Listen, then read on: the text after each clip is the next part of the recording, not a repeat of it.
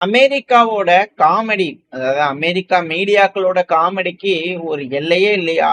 இதுக்கு இல்லையாடா ஒரு எண்டு கார்டு அப்படிங்கிறது போல போயிட்டே தான் இருக்கு. அதாவது அமெரிக்காவோட அதிபரான டொனால்டு ட்ரம்ப் அவர்கள் தேவதூதர் மீடியாக்களை பத்தி பாத்தீங்கன்னா பாடி தள்ளினாரு. பொய்யான மீடியா, ஃபெயிலிங் நியூயார்க் டைம்ஸ், இது போல பல்வேறு விஷயங்கள் வந்து பாத்தீங்கன்னா தேவதூதரையே காண்டாக்குற அளவுக்கு இந்த மீடியாக்கள் செயல்படுது.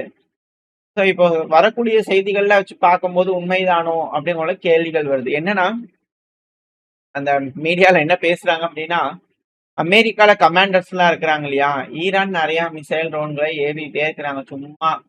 அதனால நம்ம என்ன பண்ணலாம்னா, எதை நம்ம டவுன் பண்ணுமோ அதை மட்டும் நம்ம டிஃபென்ஸ் சிஸ்டம் யூஸ் பண்ணி டவுன் பண்ணலாம். நம்ம ட்ரூப்ஸோட இருப்பு எங்க இருக்கு, அந்த இருப்புக்கு போய் பாதிப்பு ஏற்படுத்துதுன்னா நம்ம பாதுகாப்பு கொடுக்கலாம், மிசைல் ஏவி தடுக்கலாம். மத்ததெல்லாம் போய் உழுகட்டும், எங்கேயோ போய் உழுகுறதானா அங்கேயும் எங்கேயோ போய் உழுகட்டும் அப்படிங்கிறது போல அவங்கதான் அலோவ் பண்றாங்க, அதனாலதான் இதெல்லாம் போய் உழுகுது அப்படிங்கிறது வந்து சொன்னீங்கன்னா மீடியாக்கள்ல பேசுறது நகைச்சுவையா இருக்கு அப்படின்னு பல பல அனலிஸ்டோட கருத்துக்கள். இதுக்கு மிக முக்கியமான காரணங்கள் என்ன அப்படின்னா, அமெரிக்கா பென்டகான், அதாவது ராணுவ தலைமை இருக்கு இல்லையா, அவங்களோட ஸ்டாக் பேஸ் இன்டர்செப்டார் வான் பாதுகாப்பு தடுப்பு சாதனங்களோட இருப்பு குறைவா இருக்கு. அதனால கமாண்டர்ஸ் எதை என்கேஜ் பண்ணலாம், எதை விட்டுறலாம் அப்படிங்கறதோட முடிவெடுத்து செய்யறாங்க அப்படிங்கிறது போல. இதுல இம்பார்ட்டன்டா வந்து பாத்தீங்கன்னா ட்ரூப்ஸை மட்டும் ப்ரொடெக்ட் பண்றாங்க. அப்புறம் ரேடார்ஸ், இந்த மாதிரியான விஷயங்கள் மட்டும் அவங்க பண்றாங்க. மற்றதெல்லாம் எம்டி ரன்வே இதெல்லாம் வந்து பண்ண போய் விழுகட்டும் அப்படிங்கிற அலோவ் பண்றாங்க அப்படிங்கிறது போல. ஆனா ஈரான் வந்து பார்த்தா அந்த உரண்டையா இருக்கு இல்லையா, அதையே குறி வச்சு அப்படியே மொட்டை உடைக்கிற மாதிரி உடைச்சு விட்டுறாங்க. அதான் இன்டெலிஜென்ஸ் கேதரிங் சென்டர், உளவு சேமிக்கக்கூடிய மையம், கட்டுப்பாட்டு மையம், கட்டளையிடும் மையம், இதெல்லாத்தையும் துல்லியமா தாக்குதல் பண்றாங்களே, அதெல்லாம் அலோவ் பண்றீங்களே அப்படிங்கிற கேள்விகள் இருக்கு. ஏன்னா நாளுக்கு நாள் ஈரானோட ஆயுதங்கள், அதோட பெருமை அப்படிங்கிறது வந்து பாத்தீங்கன்னா மேற்கு மீடியாக்கள்னால சொல்லவும் முடியல, ஒத்துக்கவும் முடியல, சொல்லாம இருக்கவும் முடியல. ஏன்னா இப்ப கூட ஒரு வீடியோ லோட் ஆயிருக்கும், இந்த பேட்ரியாட் ஏர் டிஃபென்ஸ் சிஸ்டமோட செயல்திறன் எந்த அளவுக்கு அப்படிங்கறது. இந்த சவுதி வந்து பாத்தீங்கன்னா அராம்கோ ஃபெசிலிட்டியில ப்ரொடெக்ட் பண்றதுக்காக patriot air defence system AV இருக்கிறாங்க. அதாவது பாதுகாப்பு கொடுக்கணும் அப்படிங்கிறதுக்காக இந்த இன்டர்செப்டாரை ஏவி இருக்கிறாங்க. மிசைல் தடுப்பு சாதனத்தை ஏவி இருக்கிறாங்க. மிசைல் தடுக்கிறதுக்கு, இடைமறித்து தடுக்கிறதுக்கு ஒரு மிசைல் ஏவி இருக்கிறாங்க. அது என்ன பண்ணிருக்கு, ஜோடி சேர்ந்து யமன் அவதி சேவக்கூடிய மிசைல்ல நானும் உங்களோட சேர்ந்து இங்கேயே அடிக்கிறேன் அப்படிங்கிறது போல. அதுவும் போய் ஃபெசிலிட்டி மேலேயே விழுகுது. இதை விட ஒரு வேடிக்கை வேற ஏதாவது இருக்கா கேள்வி கூத்து. இதுக்கு அந்த கமாண்டர் சும்மா இருந்தா கூட ஒரு அட்டாக் இல்லாம இருந்திருக்கும்.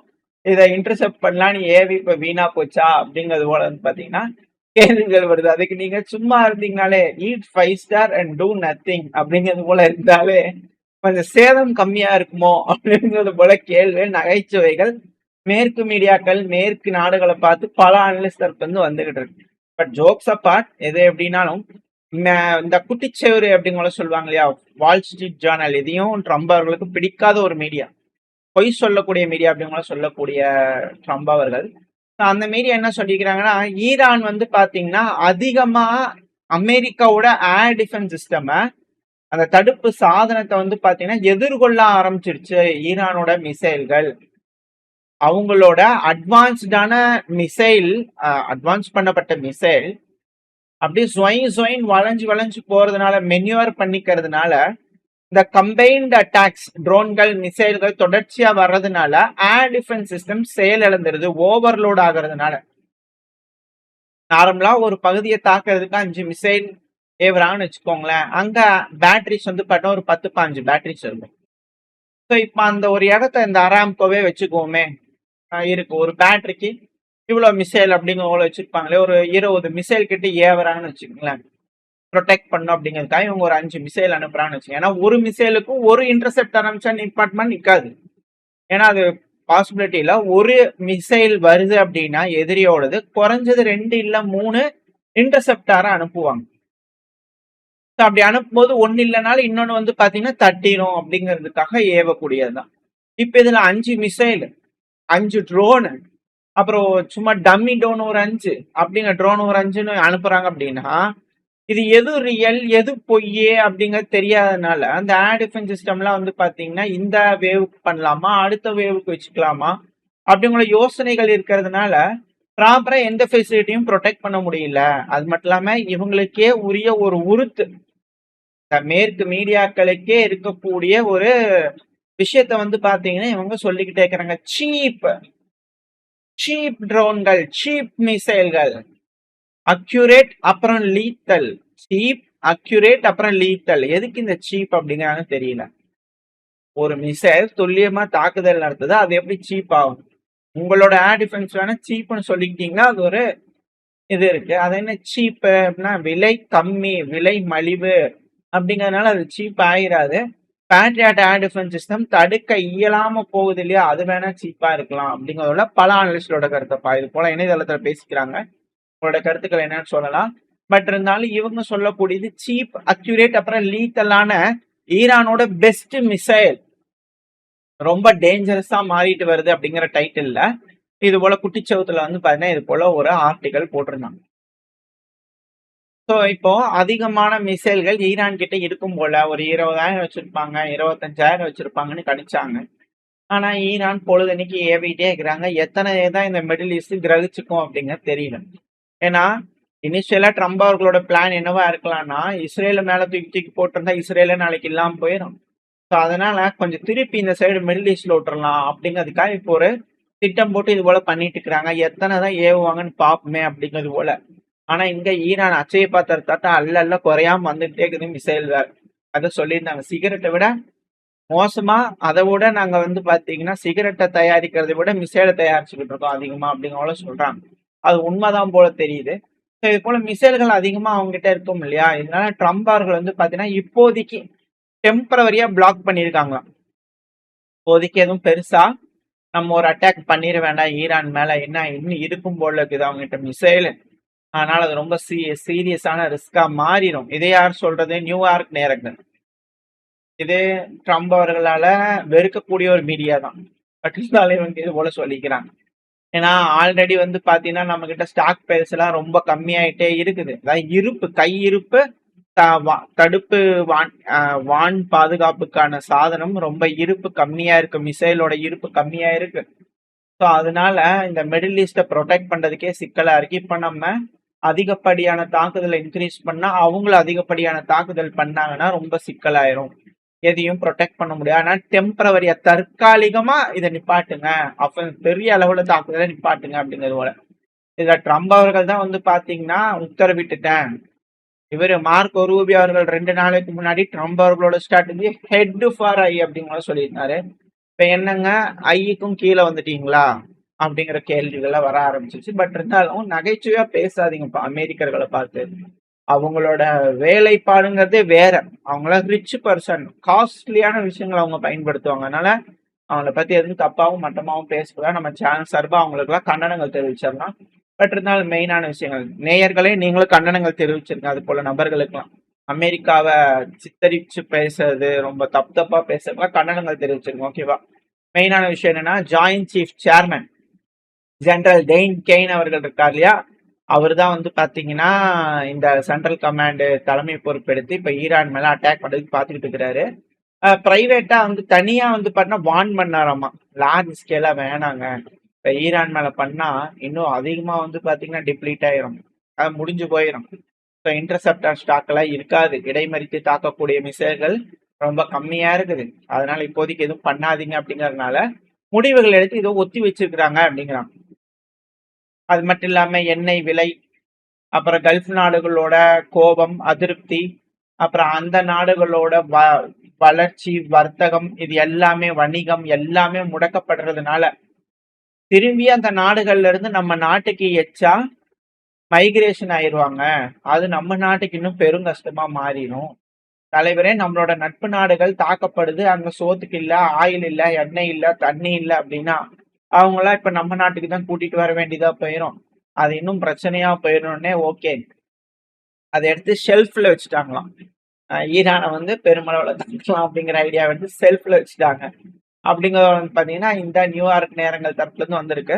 ஸோ இதுங்க நம்மளுக்கு என்ன தெரியுது, என்ன புரிஞ்சுக்கலாம், அனலிஸ்ட் எல்லாம் என்ன சொல்றாங்க அப்படின்னா அமெரிக்காக்கு ஈரானை தாக்குறதுக்கு ஒரு சரியான தருணத்துக்காக வெயிட் பண்ணிட்டு இருக்காங்க.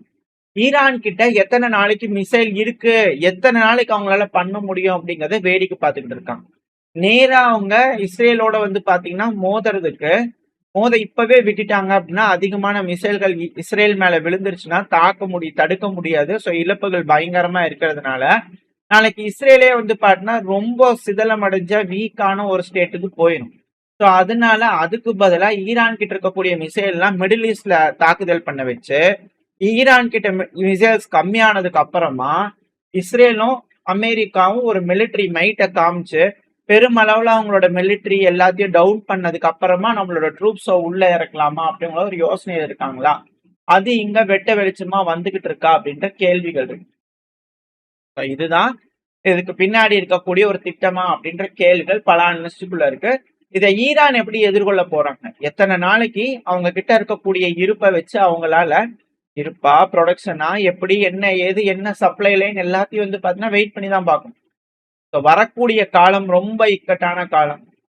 இந்த இக்கட்டான காலகட்டத்துல ஈரான் எப்படி இதுல இருந்து மீண்டு வர போறாங்களா, இல்ல இந்த பிரச்சனையில அவங்க அமெரிக்கா எதிர்பார்த்தது போல அவங்க கிட்ட இருக்கக்கூடிய மிசைலோட எண்ணிக்கை கம்மியா இருக்குமா, இதை நம்ம வெயிட் பண்ணி தான் பார்க்கணும். ஆனா இன்னொன்னு ட்ரம்ப் அவர்களோட அந்த ஒரு விஷயம் இருக்கும் இல்லையா, அதுக்கு எந்த ஒரு குறையும் இல்லை. ட்ரம்ப் அவர்கள் கனடாக்கு எகெயின்ஸ்ட் ஒரு வார்னிங் போட்டிருக்காரு. எப்படின்னா சீன பெருஞ்சுவர் கேள்விப்பட்டிருப்போம். ரெண்டாவது ட்ரம்ப் அவர்கள் வந்து பண்ண அவரோட முந்தைய அரசாங்கத்துல மெக்சிகோல ஒரு வால் கட்டுங்க அப்படிங்கிறது போலாம் கட்ட வச்சிருந்தாங்க, ஒரு வால் கட்டி வச்சிருந்தாங்க. இப்போ கனடாக்கும் அமெரிக்காவுக்கும் நடுவுல ஒரு ஏர் ஃபில்ட்ரேஷன் வந்து பாத்தீங்கன்னா கட்ட சொல்வாரோ அப்படிங்கிற கேள்விகள் இருக்கு. கட்டிக்கலாம், அது யாரு கிளீன் பண்றது அப்படிங்கிற கேள்வி இருக்கு. ஏன்னா காட்டுத்தீ ஏற்பட்டது கனடா, அதோட மாசுபட்ட புகை வந்து பாத்தீங்கன்னா அமெரிக்காக்கு தானே வரும், அமெரிக்கால அதிகமா வந்துச்சு. ஸோ அதனால அதிகமான மக்கள் பாதிப்படைஞ்சாங்க. அதனால ஏர் ஃபில்டர் கட்ட வைக்கணும் கனடாவை அப்படிங்கிறது போல ஒரு திட்டத்தில் இருக்கிறதா ஒரு போஸ்ட் போட்டுக்கிறாரு. இது என்னன்னு சொல்ல அப்படிங்கிறது தெரியல. ஸோ இது போல விஷயங்கள் நடந்துட்டு இருக்கு. அடுத்த மிக முக்கியமான அப்டேட்ஸ் என்னன்னா, நான் முன்னாடி சொன்ன மாதிரி தான் அதிகப்படியான படைகளை வடக்கு யமன் ஹவுதிஸை நோக்கி மிராப் பகுதி அப்புறம் அல் ஜாஃப் பகுதியை நோக்கி வந்து பண்ண படைகள் அதிகப்படியா வந்துகிட்டு இருக்கு. அதாவது சவுதிக்கு வந்து பாத்தீங்கன்னா கொஞ்சம் ஏதாச்சும் ஆயிடுச்சா அப்படிங்கிற யோசனைகள், ஏன் இந்த வடக்கு யமன் பார்த்து எதுவும் தெரிஞ்சுக்கலையா அப்படிங்கிற போல கேள்விகள் அனலிஸ்டுக்குள்ள இருந்து வந்துட்டு இருக்கு. ஆதரவா பேசக்கூடிய நபர்களே வந்து பண்ண இதை கிரிட்டிசைஸ் பண்ணிட்டு இருக்காங்க. ஏன் அப்படின்னா, இப்படித்தான் ரஷ்யா படையை கூட்டிட்டு வந்து அடி வாங்கினாங்க கர்ஸ்பைல, இப்படித்தான் உக்ரைன் படையை கூட்டிட்டு வந்து அவங்கள அடி வாங்கினாங்க இந்த கர்ஸ்பைல. ஏகப்பட்ட பகுதிகளில் ட்ரோன் யுகம் அப்படிங்கிற ஒரு டைம்ல வந்து பாத்தீங்கன்னா இது போல அதிகமா வண்டியை கிளப்பி வந்து பாத்தீங்கன்னா ஒரு பரைடுக்கு போற மாதிரி வந்தாங்க அப்படின்னா ட்ரோன்கள் எப்படி விடுறோம்னா என்ன ஆகும் தெரியலையே. இதை கொஞ்சமாவது கன்சிடர் பண்ணாங்களா இல்ல யோசிச்சாங்களா அப்படிங்கிறது தெரியல. பட் இருந்தாலும் இது வந்து ரொம்ப புவரான ஒரு ஸ்ட்ராட்டஜி சவுதி அரேபியா இப்ப இருக்கக்கூடிய ஒரு யுகத்துல கையாளுறாங்களா, பழைய காலத்துல இருக்கக்கூடிய ஒரு சூழ்நிலை கையாளுறாங்களா, இதெல்லாம் வந்து 2 நாளைக்கு கூட தேராது. எஃபிவி ட்ரோன்கள் கிளம்ப இருந்துச்சுன்னா, இல்ல அவங்களும் இதே போல வண்டி கட்டிட்டு வந்தாங்கன்னா எஃபிவி ட்ரோன்கள் இந்த சவுதி அரபு பெட்ரோல் யூஸ் பண்ண தேராது. எந்த நாடுமே அவங்க கிட்ட எங்ககிட்ட படை இருக்கு, டேங்க் இருக்கு, அது இருக்குன்னு கொண்டு வந்தாங்கன்னா 2 நாள் கூட தேராது. 50 டேங்க் 60 டேங்க் எடுத்துட்டு வந்தாலும் 2 நாள் தேராது அப்படிங்கிறது போல புரிய வச்சுட்டாங்க போர்ல. பட் இருந்தாலும் இவங்க ஏன் திருப்பி அதே ஸ்ட்ராட்டஜி ஃபாலோ பண்றாங்க அப்படிங்கிற கேள்விகள் வர ஆரம்பிச்சிருக்கு. யமன் ஹவுதிஸ் இதுக்கு எப்படி ரெஸ்பாண்ட் பண்ண போறாங்க, சவுதி அரேபியா அப்புறம் யமன் ஹவுதிஸ் என்ன மாதிரியான முடிவுகள் எடுக்க போறாங்கன்றதை வெயிட் பண்ணி பார்க்கலாம். ஏன்னா செங்கடல்ல வர்த்தகம் முடிஞ்சிச்சுன்னா அவ்வளவுதான், சோழி முடிஞ்சிச்சு ஏசியால. நம்ம ஆல்ரெடி சொன்ன மாதிரி தான் சேனல்ல பிரேஸ் ஃபார் இம்பேக்ட். ஓரளவுக்கான தகவல் இந்த பயல் நம்ம பார்த்துருப்போம். இந்த பதிவு உங்களுக்கு பயனுள்ளதா இருந்துச்சுன்னா லைக் பண்ணிட்டு ஃப்ரெண்ட்ஸை ஷேர் பண்ணிக்கோங்க. அது கூடவே மறக்காம நம்ம சேனலை சப்ஸ்கிரைப் பண்ணலாம், மறக்காம சப்ஸ்கிரைப் பண்ணிட்டு உங்க ஃப்ரெண்ட்ஸை நம்மள ஷேர் பண்ணிக்கோங்க. அது கூடவே மறக்காம உங்க கருத்துக்களை கமெண்ட் செக்ஷன். இந்த பதிவு நல்லா இருக்கும்னு நம்பிக்கையில் அடுத்த பேர் உங்களை சந்திக்கலாம். Very stay safe, by.